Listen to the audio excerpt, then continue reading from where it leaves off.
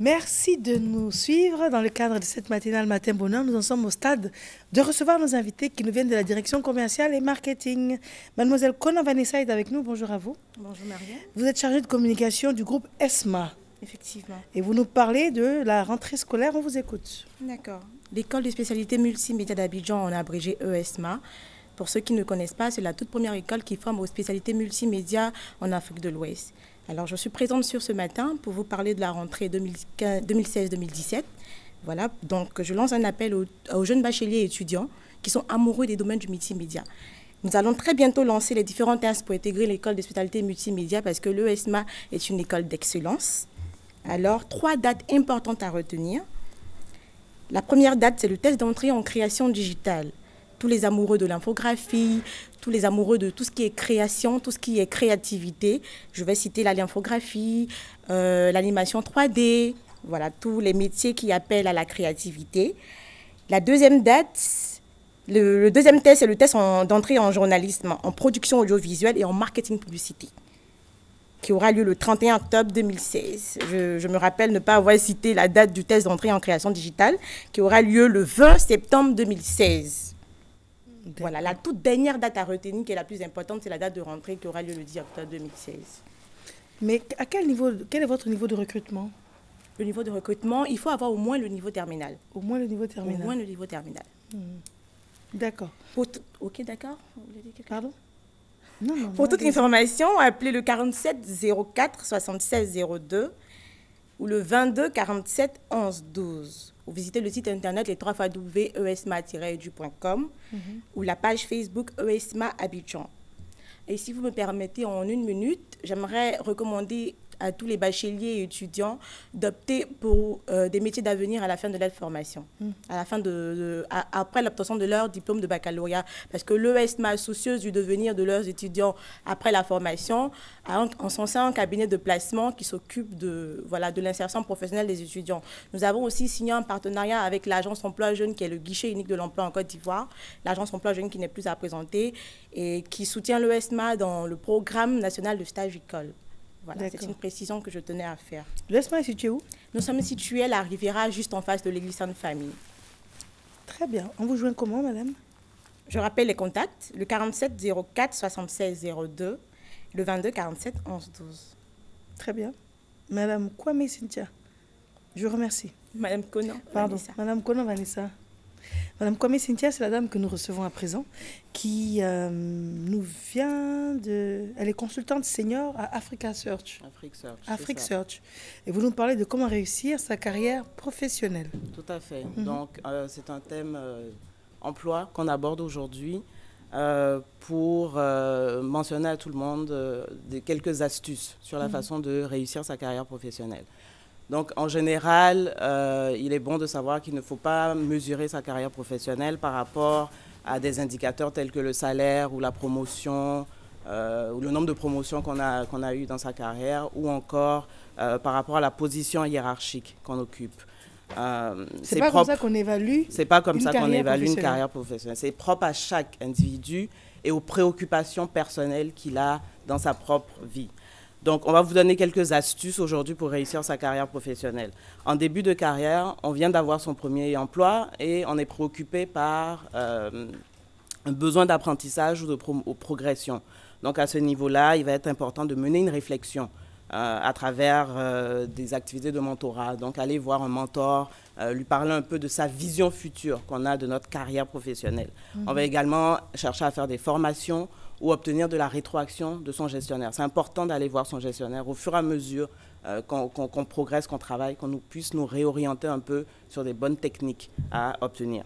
Alors, vous avez parlé du mentor et du gestionnaire. Du gestionnaire Qui et est des le formations. Le gestionnaire, c'est le superviseur. C'est notre... Dans le cadre du boulot. Dans le cadre du boulot. Et le mentor, qui est-ce? Le mentor, ça peut être une personne extérieur, un senior, un grand frère, comme on appelle souvent, qu'on voit évoluer, qui est directeur, par exemple, d'une grande entreprise, qu'on connaît bien dans son réseau personnel et qu'on peut aborder pour qu'il puisse nous guider. D'accord. Lorsqu'on arrive en mi-carrière, on est un peu au niveau du plafonnement. Donc, au début on s'encadre de ces personnes-là. On s'encadre de ces personnes-là. Pour des conseils, pour les orientations futures. Dans notre début de carrière. On vient d'obtenir son premier emploi. On se dit, bon, je vais rester peut-être là 5 ans, 7 ans. Il faut avoir tout de suite une vision sur son prochain emploi. Où est-ce qu'on souhaite arriver? Si on rentre en tant qu'assistant, il faut qu'on sache qu'on vise le niveau manager. Qu'est-ce qu'on peut faire pour arriver au niveau manager? Donc, on a toujours cherché la promotion. Dans l'emploi. Et non pas se dire, j'ai trouvé un bon poste, je reste tranquille et puis je fais des vieux os là. Tout à fait. On ne raisonne pas comme ça. On ne raisonne pas forcément comme ça. Ou on peut se dire, je suis aujourd'hui assistante de direction de la direction marketing. Je vise à être, à un moment donné, j'aimerais bien être chef projet au niveau de la direction marketing.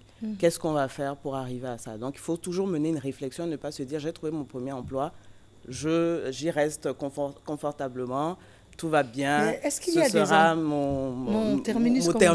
Mais est-ce qu'il y a des emplois qui ne sont pas évolutifs aussi? Effectivement, il y a certains emplois qui ne sont pas évolutifs. On n'a pas forcément besoin de rester dans une fonction, dans un domaine figé. C'est en fonction, c'est pour ça que je disais au début, c'est en fonction de sa propre réflexion personnelle. C'est important de réfléchir sur soi et se dire qu'est-ce que je veux faire. Donc ça, c'est un début de carrière. Lorsqu'on arrive en mi-carrière et qu'on a obtenu, par exemple, un poste mi-carrière, c'est après combien d'années? Mi-carrière, en général, 7-10 ans, 7 ans, 10 ans, 10-15 ans. Donc là, en général, on va trouver des personnes qui sont en plafonnement de carrière, qui se disent je manque d'opportunités, j'ai envie de faire d'autres choses, je m'ennuie. On entend souvent ça, je m'ennuie dans mes fonctions, il me faut faire autre chose. Là, ce qu'on recommande, c'est de s'auto-évaluer régulièrement. Donc, de se dire, d'éviter le surplace. Qu'est-ce qui fait que je m'ennuie? Qu'est-ce qui fait que je n'arrive pas à évoluer? Est-ce qu'il me faut maîtriser une nouvelle langue, par exemple? Le fait de ne pas parler l'anglais ne me permet pas d'accéder à telle fonction. Moi, j'aurais aimé élargir mon champ d'action, couvrir une zone. Au lieu de rester juste sur la Côte d'Ivoire, j'aimerais bien m'occuper également de toute la région Afrique de l'Ouest. Qu'est-ce que je dois faire pour arriver à ça? Qu'est-ce qui me manque? Donc, on sort de sa zone de confort, on va chercher de nouvelles responsabilités. Donc, c'est à peu près, là, on est dans du 12 ans, 15 ans, 20 ans. D'accord, mais est-ce qu'il n'y a pas de poste qui se dessine spontanément par rapport à l'ancienneté? Ça va dépendre de l'entreprise où on se situe. De plus en plus aujourd'hui, on valorise la responsabilité, la compétence. Une personne qui est compétente va plus facilement accéder à de nouvelles fonctions plutôt que son ancienneté. Si je possède 10 années d'expérience dans le même poste et que je ne cherche pas à me valoriser, à faire plus, bon, l'ancienneté, finalement, elle vient passer en dessous de la responsabilité ou la compétence du collègue à côté qui, lui, est venu montrer qu'il est capable de gérer un projet parce qu'il est allé prendre peut-être une formation de gestion de projet, qu'on lui a donné le lead lorsqu'on a installé une nouvelle technique ou un nouveau logiciel dans l'entreprise. Il a fallu former tous les employés. Il s'est montré volontaire de pouvoir gérer ce projet. Automatiquement, il risque d'avoir beaucoup plus de responsabilités. Qu'est-ce qui le rassure? Quelqu'un d'ambitieux ou quelqu'un de constant? Quelqu'un d'ambitieux pour la plupart du temps. Plus que quelqu'un de constant? Plus que quelqu'un de... Parce la constance, elle peut venir s'ajouter à l'ambition. Mais souvent aussi, l'ambition manque de stabilité. Quelqu'un d'ambitieux n'est pas forcément stable dans la société. Oui, justement. Donc, il ne faut pas courir après les postes. C'est pour ça qu'on dit ne courez pas après le nombre de promotions. On vous appelle pour vous proposer un poste. Ah oui, bon, je suis là depuis à peine 6 mois et je cherche à aller obtenir une nouvelle fonction. Pourquoi ne pas le faire si c'est une grosse société également? Donc, on a la garantie, la sécurité de l'emploi. Et si c'est un meilleur salaire? Toujours, bon, ça revient à notre propre réflexion personnelle. Qu'est-ce qu'on recherche? Donc, il ne faut pas courir après l'argent, il ne faut pas courir après... Pourquoi ne pas courir après l'argent si on travaille pour gagner de l'argent? Pour faire les mauvais choix. On court après l'argent, on va chercher un poste qui nous rapporte peut-être 300 000 de plus, qui nous fait diminuer, qui réduit nos possibilités de responsabilité. Bon, à un moment donné, ça Mais selon dépend, vous, quel est le choix entre plus d'argent, donc plus d'aisance sociale, et puis des restrictions par rapport... Je dirais que tout est lié. C'est un ensemble. La carrière professionnelle, c'est un tout. C'est une vision lointaine. On se positionne aujourd'hui par rapport à ce qu'on sait faire, ce qu'on souhaite faire. Moi, j'ai acquis telle compétence aujourd'hui en allant à l'école, en me formant. Je veux, à la suite de cette formation, devenir telle personne aujourd'hui professionnellement. À partir de là, on dirige... Ça s'échelonne tout seul. C'est un fil conducteur. Et l'argent, ça va se faire à travers, chaque année, on peut réclamer une petite augmentation de salaire parce que, bon, voilà ce qu'on a pu faire en plus. Voilà ce qu'on a eu à démontrer comme compétence qui va se monnayer forcément. Mais un employé qui réclame une augmentation, ce n'est pas quelqu'un qui est inquiétant pour la société? Ce n'est pas quelqu'un qu'il faut observer? Quand il est compétent, ça se voit tout de suite, qu'il mérite cette augmentation salariale.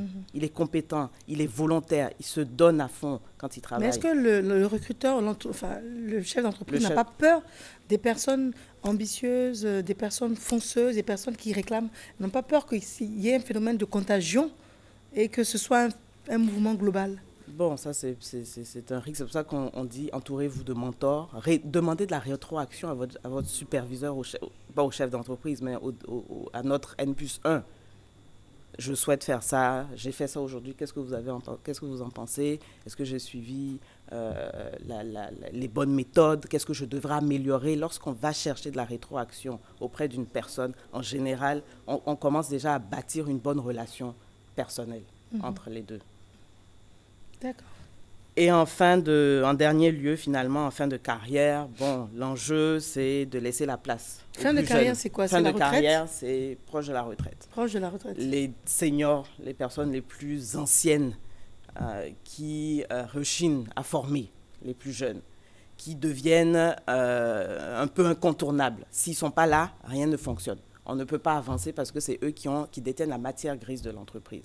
Généralement, ce qu'il faut faire, c'est de passer la main, de former, d'impliquer, aller vous mettre, s'il faut, sur des projets où vous aurez le lead. C'est vous qui allez diriger ce projet, mais en formant les personnes qui vont petit à petit prendre votre place. Allez suivre des cours de formation. Ayez ce rôle de mentor plutôt qu'un rôle d'une personne qui cherche à garder sa place et à ne pas former les plus jeunes qui viennent. Qu'est-ce que ça apporte à la personne qui est sur le départ de transmettre... Une fierté de transmettre justement son savoir-faire qu'il a acquis. Une fierté. Une fierté.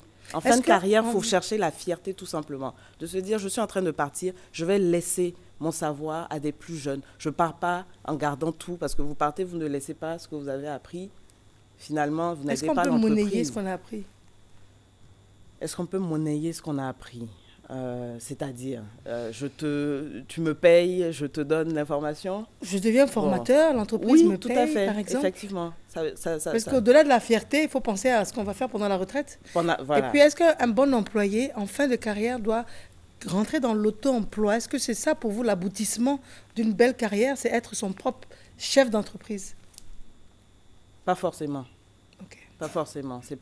Parce que c'est pas en fin de carrière qu'on viendra créer une entreprise. On n'a plus forcément l'énergie nécessaire pour créer sa propre entreprise. En fin de carrière, si on n'a pas créé son entreprise proche de la retraite, il faut plutôt chercher une autre activité parallèle. Dernière question avant de vous permettre de conclure et de donner des téléphones. Quelqu'un qui travaille, comme vous avez dit, qui a suivi donc les différentes étapes et qui parallèlement a le besoin, le désir de créer sa propre boîte. Et qui, parallèlement, comme son nom l'indique, le fait. Donc, il travaille pour le compte d'une entreprise et puis il a également son business parce qu'il n'est jamais rassasié de l'argent qu'il perçoit. Est-ce que c'est un bon travailleur ou c'est quelqu'un qui ne devrait pas faire ça? On ne court pas deux lièvres à la fois. Moi, je crois à ça. Si il veut créer sa propre entreprise, qu'il le fasse dès le début, très tôt, juste après ses études, quelques années peut-être dans une entreprise pour prendre le pouls, pour prendre un peu les manières de faire du monde professionnel, mais très vite chercher à bâtir son entreprise. Très bien. Madame, quel est votre mot de fin puis le téléphone? Alors, mot de fin, j'en profite pour rappeler donc, que le cabinet Afrique Search réalise son forum de recrutement dans le cadre de ses 20 ans d'existence. Donc, ça aura lieu les 16 et 17 septembre à l'hôtel Sofitel, l'hôtel Ivoire. Donc, c'est un forum de recrutement où des entreprises exposantes qui sont à la recherche de talents viennent un peu rencontrer des jeunes talents aussi, en recherche d'opportunités, donc en mi-carrière, qui recherchent de nouvelles fonctions. Donc c'est un forum d'échange qui aura lieu 16 et 17, comme je rappelle, 16 et 17 septembre. Téléphone 20 21 21 11. Et toute personne intéressée à soumettre son CV pourra le faire sur le site www.afriquetalent.com. 20 21 21 11. 20 21 21 11. Je remercie Madame Kwame Cynthia. Merci. Je le rappelle, vous êtes, comment on dit, senior? Consultante senior. Consultant senior. À Afrique Search. Afrique Search. Merci à vous. Je vous en prie. Depuis le début de cette matinale, nous discutons avec des personnes ressources, n'est-ce pas, en ce qui concerne la spiritualité, le monde musulman, et puis également la programmation neurolinguistique. Nous avons également des chanteurs qui nous accompagnent. Nous avons Lili Djeli, nous avons Petit Papou, nous avons également Nani Kouyaté. Alors, toutes ces personnes reviennent pour le plateau final de cette matinale, mais juste avant, à la discrétion de Christelle Akoussa, qui réalise de main de maître cette émission, une petite transition. À tout de suite. RTI 1 a décidé de s'arrêter pour rendre hommage à des précurseurs encore en vie.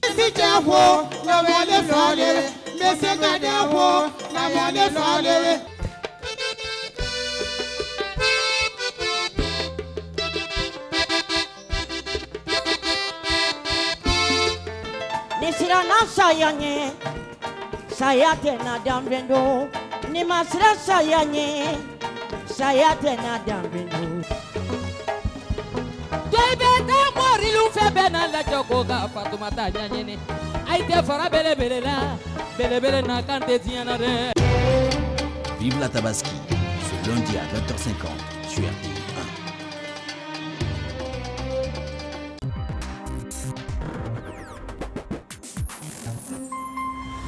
1. Le prophète, bénédiction et salut de Dieu sur lui, prêcha en secret pendant 3 ans. Et c'est durant cette période, Siham, que j'entendis ses enseignements pour la première fois. Tu es sûr qu'on ne craint rien? Tu dois l'écouter, maman. Soyez sans crainte, Jalila. 1400 ans au premier temps de l'islam. Les événements qui ont mené à sa naissance, appelés à s'étendre sur 7 continents et à compter 1,6 milliard de fidèles de par le monde. Dieu nous a envoyé un prophète. Il nous a demandé de vénérer un seul Dieu et de toujours dire la vérité. Il nous a demandé d'aimer nos parents et de prendre soin d'eux, d'aider notre prochain et d'être généreux avec les nécessiteux. Il nous a enseigné que nous ne faisions que passer sur cette terre.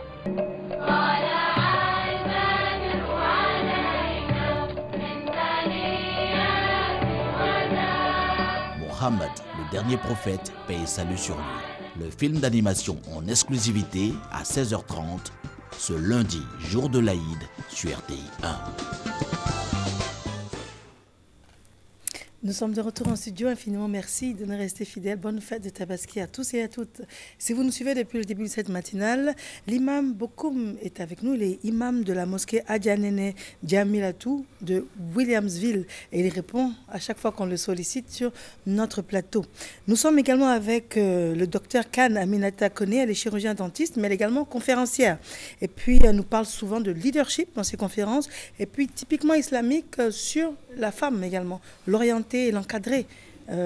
Nous avons M. Jean-Marie Bébidouka qui nous accompagne également, qui est un de nos consultants habituels, qui nous parle de programmation neurolinguistique et nous révèle et nous rappelle qu'on est capable de beaucoup de choses avec la volonté du cerveau, la capacité d'adapter le cerveau et surtout de le reprogrammer. On est maître de son destin, on est maître de ce que l'on devient à condition de savoir ce que l'on veut dans la vie.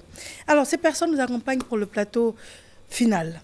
Je vais demander donc à l'imam, n'est-ce pas, quelles sont ses dernières recommandations en ce grand jour de fête? Je vous remercie pour la question. Effectivement, les grandes recommandations que j'ai aujourd'hui, c'est vraiment, comme je dis, que chacun puisse tirer les leçons qu'il y a derrière ce rituel. C'est-à-dire, vous voyez, comme je dis, on va résumer rapidement, ça soulève vraiment le problème de famille, le problème de foyer, le problème de polygamie. Ça soulève également le problème aussi de partage. Ça soulève également le problème de fraternité. Donc, ça veut dire que tout se retrouve là.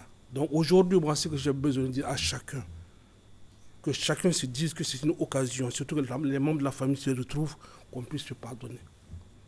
Hein? Et repartir sur de bonnes bases, écrire de nouvelles pages. Et se dire qu'on a été, comme Dieu nous a envoyé, rien que pour l'adorer. Et cette adoration-là, c'est dans les faits, c'est dans le comportement. Parce que Dieu lui-même, le prophète Mohammed sallallahu alayhi wa sallam, il apprécie en lui disant wa innaka la'akhluqin azim.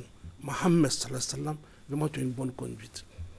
Or, quand on dit ashhadu an la ilaha illallah, ashhadu anna Muhammadan rasulullah sallallahu alayhi wa sallam, c'est-à-dire que j'accepte Dieu, donc on se trouve dans le monothéisme qu'on entend de parler tout à l'heure, et puis j'accepte que le prophète sallallahu alayhi wa sallam, c'est son messager. Ce qu'il me dit, je fais. Et Dieu lui-même, il te parle encore dans le Coran en te disant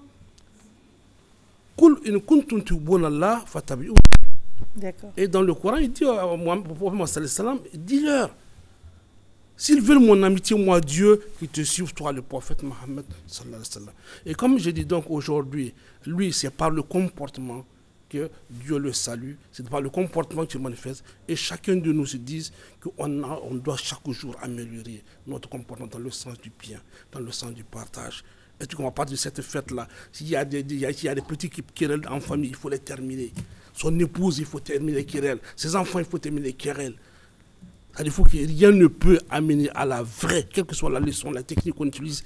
Sans paix, il n'y a pas d'ascension. Sans paix, il n'y a pas de promotion. Et que chacun se comprenne cela. D'abord, au niveau de sa famille, au niveau de son couple, au niveau de ses enfants, au niveau de ses liens de parenté. Très bien. Donc, je prie le Dieu Tout-Puissant qu'il visite tout un chacun. Imam a raison. Viens ici, c'est moi. Viens ici. Oui, viens ici. Tu es sapé, hein? Non, c'est par rapport à Tabaski là. Moi, j'ai fait un peu comme toi. C'est ton anniversaire. Et puis aujourd'hui, c'est mon anniversaire, mais j'ai décidé vraiment de ne pas mentir aujourd'hui parce que c'est à Tabaski.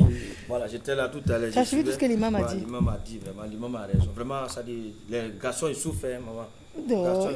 L'imam n'a pas dit que les garçons souffrent. Il a parlé des familles, c'est le chef de famille, n'est-ce pas? Oui. Voilà, garçons, ils souffrent. Du coup, dans Tabaski, c'est mouton, garçon, on tue.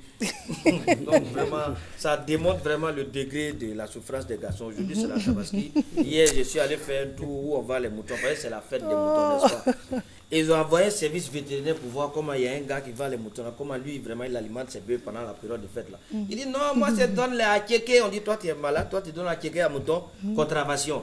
Après, il y a une autre équipe qui est venue. On dit, oui, on veut voir comment tu alimentes. Il dit, non, avant lui donner akéké, mais maintenant, il donne salade, tout ça là. Il dit à mouton, contravention. Donc, il y a une dernière équipe qui vient, moi, il vient d'arriver à mettre avec lui. Il dit, oui, on veut voir comment est-ce que vous alimentez vos moutons. Il dit, non, affaire des moutons là, les manger là. Et moi, c'est à never ma main dedans, hein. Chaque matin, quand je se lève, chaque mouton, je donne 1000 francs, 1000 francs, 1000 francs. Et ça va manger. Moi, je ne sais pas ce qu'il mange. Voilà, et mais, il répond le vétérinaire. Voilà. En cas de cas, elle, c'est le docteur Khan. Ok. Donc, et elle, elle est chirurgien dentiste de métier, mais c'est une grande conférencière également. Puis elle nous parle de la femme. Donc, il y a des conseils peut-être que tu pourrais écouter pour dire à madame. Oui, c'est ça. Moi, on a besoin de ça. C'est ça. Peut-être que les hommes souffrent. Voilà. Peut-être que les femmes souffrent aussi. C'est ça. C'est ça. Comme je suis homme là, c'est pour homme là, je connais. Tu connais, mais... Donc, docteur Khan, en quelques secondes. Laissez-moi donc vous dire quelles sont les souffrances, entre guillemets, des femmes au cours de cette... Je n'ai pas fait de doigt. Alors, en fait, le sacrifice d'Abraham, au-delà de l'aspect festif, vient en fait nous emmener chacun et chacune d'entre nous à nous poser une question essentielle. Quelle place est-ce que nous accordons à Dieu dans notre vie? Et sacrifier son fils, il s'agit en fait de sacrifier l'amour qu'il a dans son cœur pour son enfant, pour mettre en lieu et place l'amour de Dieu. Parce que c'est de la soumission à Dieu, totale et exclusive à Dieu. Nous mentons dans nos relations avec Dieu, nous prétendons l'aimer plus que tout. Mais en réalité, je suis sûre que quand on regarde, on aime certainement son épouse un peu plus que Dieu, son enfant un peu plus que Dieu, ou ses choses, ses maisons un peu plus que Dieu. D'accord ? Ça peut arriver, ça arrive très souvent. Pourquoi ? Parce que quand justement ces choses-là nous sont arrachées, nous sommes ébranlés très souvent dans notre foi. Donc c'est justement une question de notre foi quotidienne, de nous poser la question, et chacun et chacune d'entre nous doit pouvoir avoir sa réponse. quelle est la place que j'accorde à Dieu dans mon cœur. Très bien. Ça, c'est important. Tu transmets le message à madame? Je vais transmettre le message. C'est-à-dire que la conférence nous a dit vraiment, il faut mettre Dieu au devant de tout, c'est important. C'est important. C'est très important. Et maintenant, lui, M. Jean-Marie Bébidouka, que tu connais sûrement, lui, il nous parle toujours du cerveau. Et il nous explique comment est-ce qu'on est capable d'aller au-delà de ce que l'on croit, rien que par rapport au fait que notre cerveau a des capacités qu'on n'imagine même pas. Ton cerveau, là où tu es, là, tu utilises moins de 10%. Il peut faire, je vais utiliser encore vraiment 20%. Mais c'est ça. Donc, on va se voir tout à l'heure.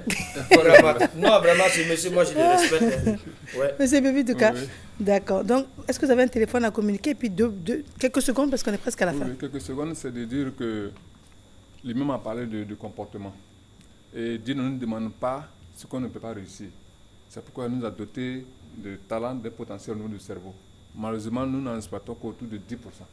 Donc, la PNLP, effectivement, permet à chacun de développer ce potentiel-là, l'améliorer 20%, 25%, etc., pour réussir le comportement dont lui-même a parlé.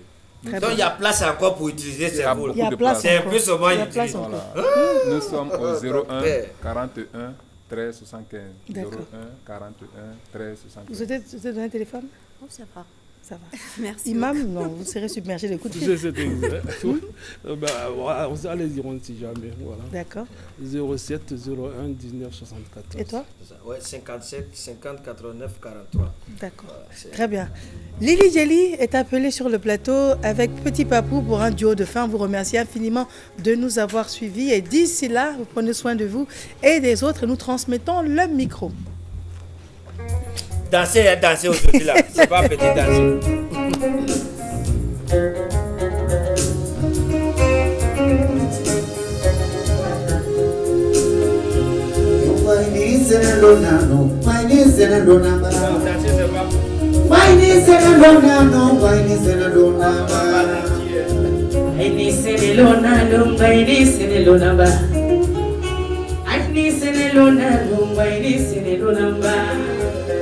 Lona bieni deneni lona geni debisi lona gana gina gini gana ini sena lona Bolo dole Ameriki wo bolo masirani nya fiete be bolo mino nya maluwe Dula kaya baraka dewe awature ni siri Madane wolo ganga wema bakoro kone nige Lolwan woroba awawe Ne wato turela Mano turede Nyamani seni